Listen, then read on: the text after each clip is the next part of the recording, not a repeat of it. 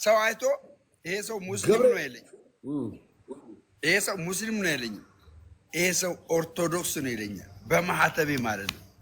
የትም ብወርቅ የምቀበረው የኦርቶዶክስ መቃብር ላይ ነው፣ አባቶች ያረፉበት ላይ ማለት ነው። ችግር የለም። አንተ ገና ሞተህ ለመነሳት ላለመነሳት አትጨነቅ። መዘጋጃ ያነሳል። አይ ቢሆንም መዘጋጃ ደግሞ ሲመለከት ምልክት አለብኝ። አየህ ባለ ምልክት ነኝ፣ ባለ ማህተብ ነኝ። አባቴ አይተህ ከሆነ እስራኤል ከግብፅ ልዩነትን የፈጠረው በበራቸው እንትን ላይ መቃን ላይ የተቀባው ደም ነው።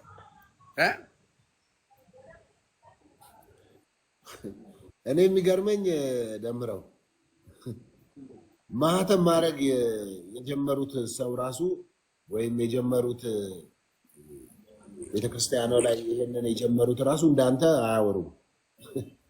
ዝም ብለው ነው የሚያደርጉት። ዝም ብለው ነው የሚያደርጉት። ያደርጋሉ። ይሄንን እኮ ማወቅ አለብህ እኮ። ይሄ እኮ ማወቅ አለብህ። ቀዩ ምን እንደሆነ፣ ነጩ ምን እንደሆነ፣ ጥቁሩ ምን እንደሆነ ማወቅ አለብህ።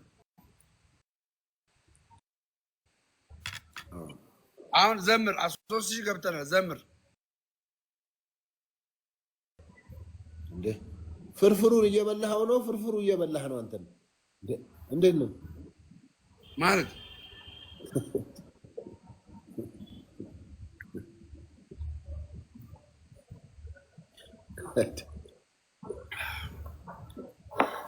ጠዋት ፍርፍር የምትበሉ ሰዎች ምን በሰላም ነው?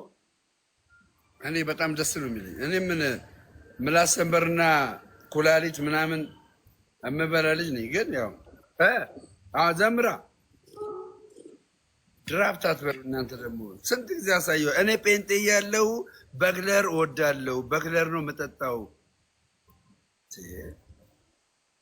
ምንድን ነው ዘላችሁ እንደው ሰው ለማሸማቀቅ? አይ ጴንጤ ታሳዝናላችሁ። እኔ ጴንጤ ያለው በክለር ወዳለሁ። አሁንም በክለር ነው የምጠጣው። ወይኔ ምንድነው ይሄ ነገር? አረ ምንድነው? ሶፊ ዘምራ ተሸንፋል። ዘምር 1-0። እሺ 1-0። ይሄንን እንዳሸንፍ እርዱኝ። እሺ ጋይስ ሁላችሁም ታብታብ አድርጉ።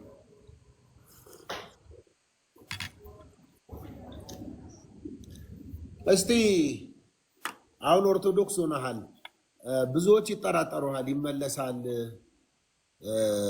እና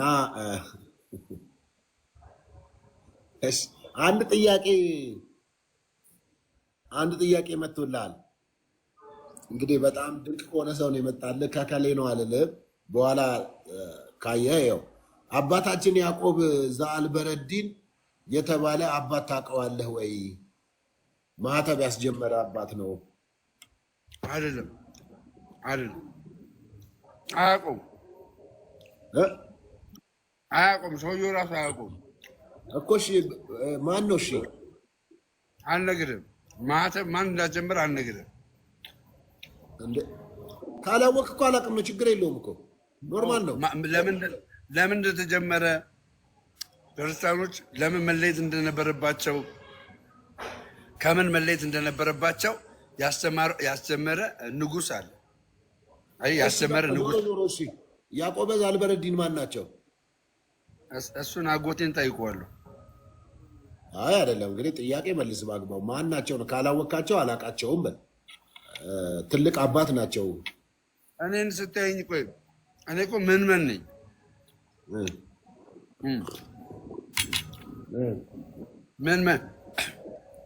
እኔ ምን ነኝ? ገባ? ምን ሊቃውንት የደረሱበትን ገባ? ሊቃውንቶች የደረሱበትን በአንዴ ማወቅ አለበት አይባልም። ስርዓት አለ ቤተክርስቲያኒቷ። ገባ? የማላውቀውን አልሸማቀቅበትም ስለማላውቀው ማለት ነው። ኦኬ ፍትሐ ነገሥት ላይስ እንዴት ነው? እየነገርኩ እኮ ነው። እኔ አሁን እችን ቤተክርስቲያን ገባ ባህረ ጥበብ ነች። እች ቤተክርስቲያን ባህረ ጥበብ ነች። እያንዳንዳችን ጠልቀን ነው የምናውቃት። እየተማርናት ይበልጥ እያወቅናት እንሄዳለን። ገባ አይደለ? አሁን ወዳጃችን እንግዲህ ማን እንደሆነ ባላውቅም ባህረ ጥበብ ምናምን ብሎ የሚለው ማን ነው? ፍትሐ ነገሥት ብሎ እያለ ያለው ፍትሐ ነገሥትን አንብበሃል ወይ ለማለት ነው። ፍትሐ ነገሥትን በተወሰነ እንደው አንድ ወይ ሁለት አንቀጾችን ባነብ አንብቤያለሁ አልልም። ገባ? አንብቤያለሁ አልልም። ስለዚህ እኔ ፍትሐ ነገሥት እሺ፣ ቆይ ለምሳሌ አሁን ለምሳሌ መጽሐፍ ቅዱስ ላይ አንተ ፍትሐ ነገሥት ምን እንደሆነ ታውቃለህ ወይ? ምን እንደሆነ ቆይ ምን እንደሆነ ልጠይቅህ። ስለዚህ የማታውቀው ለምን ትጠይቃለህ? እሺ ቆይ ግድ ለማውቀው ልጠይቅህ። ዘፍጥረት መጽሐፍ ቅዱስ ሲጀምር እግዚአብሔር ምድርና ሰማይን ፈጠረ አይደለ? እስቲ ፍትሐ ነገሥት ላይ መጀመሪያ ምንድን ነው የሚለው? ይህን እኮ እንደ እውቀት እኮ አለማወቅ እኮ ኃጢአት አይደለም። ራሱ ጳውሎስ 13 መጽሐፍ ጽፎ እኔ የማውቀው ከእውቀት ከፍዬ ነው ብሎ የተናገረ ሰው እኮ ነው። ገባ? አሁን ሰውየው ስላነበበ አይደለማ። እሺ ልክ ነው። ቆይ ልንገርሽ፣ ጳውሎስ እኮ 13 መጽሐፍ ነው 13 መጽሐፍ ጽፎ ነው ከእውቀት ከፍዬ የማውቀው የሚለው። አንተ ምንም ሳትጽፍ ነው እንደ ከፍለህ የምታውቀው?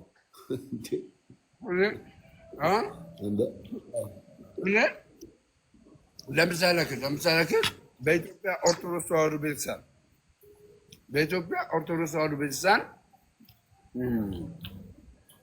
አካል ሲሆን ከዘላለም ሕይወት የሚያጎድለኝን ፒላር የሆነውን የመጽሐፍ ቅዱስ ዶግማ ወይም ዶክትሪን ሙሉ በሙሉ ተቀብዬ አለው። አንድ አየህ፣ ዶግማዋን ስለተቀበልኩኝ ቀጣይ ደግሞ እያነበብኩ እያወቅኩ የቤተክርስቲያኒቷ መሰረት የሆነውን ነገር እየተረዳው ነገ ለብዙ ትውልድ አስተማሪ ሆናለሁ። እኔ አሁን አስተማሪ አይደለሁ፣ ገና መንመን ነኝ። ገና ጸበል እንትን ራሱ ገና እዚህ ጋር ይኸው አልደረቀ ገና ሳይሆን እንደ አስተማሪ ትጠይቀኛለህ። እሺ ፍትሐ ነገሥት ምን ማለት ነው?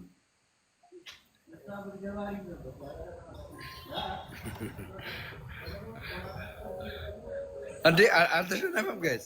ቆይ አንተ ብቻ ለምን የምትጠይቀኝ? እኔ ለምን አልጠይቀም? አንተ ብቻ ለምንድን ነው የምትጠይቀኝ? እኔ ለምን አልጠይቀም? አይ አንተ እኮ ያው አሁን ስለ ኦርቶዶክስ እየሰበከን ስለሆነ ነው እየጠየቅኩ ያለው። ለማመን እኮ ነው። እኔም እኮ ኦርቶዶክስ እንደሆን እኮ ነው እየጠየቅኩ ያለሁት። እየመረመርኩ እኮ ነው። እንደ ቤሪያ ሰዎች እየመረመርኩ እንድትሆን ኦርቶዶክስ እንድትሆን ዋና ከአንተ የሚጠበቀው ዋና ምን መሰለህ?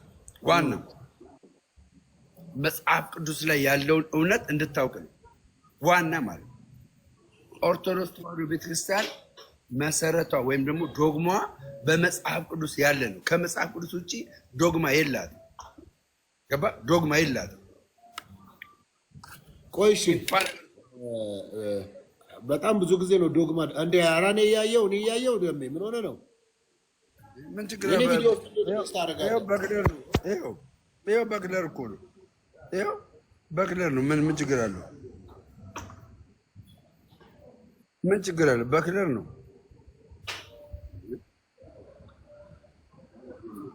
ምን ችግር አለ? ይሄን ደግሞ ይቆርጡና ይለቃሉ። ደግሞ ይቁረጡት። ጴንጤ እያለው ነው የምጠጣው። ሁሉም ያውቅ የለ እንዴ ይሄ መጠጥ እንደምጠጣ? ጴንጤ እያለው እጠጣለሁ በክለር። ይሄ ቦርጭ ተረኬት መጣ።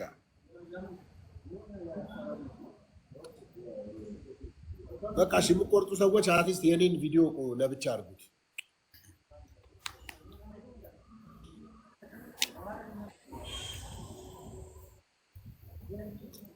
እሺ፣ በተደጋጋሚ ዶግማ ብላል። ዶግማ ምንድን ነው? ዶክትሪን አስተምሮ ማለት ነው።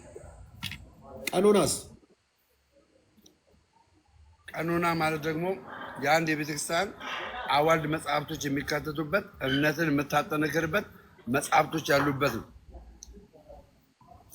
አሁን ታምረ ማርያም፣ ገድላቶች፣ ድርሳናቶች እዚህ ቀኖና ውስጥ ነው የሚገቡት።